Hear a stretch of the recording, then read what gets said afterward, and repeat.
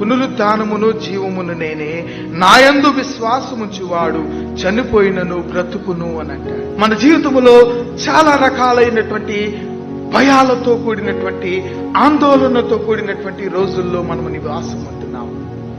మన జీవితాలను ఒకసారి స్వపరిశీలన చేసుకుంటే మనలను మనుషులు భయపడుతున్నారు, అధికారులు భయపడుతున్నారు. కానీ మనము వారికి భయపడి మన మానసిక స్థితిని మనము కోల్పోతున్నాము. మన మానసిక స్థితి ధైర్యముగా స్థిరముగా ఉండాలి అంటే నీవెవరికి భయపడాలి? దేవునికి మాత్రమే నీవు భయపడాలి. ఆ దేవుని గూర్చి సువార్తికుడు జ్ఞాపకం చేసినటువంటి మాట ఏంటంటే, ఆయన ఎలాంటి వాడంట?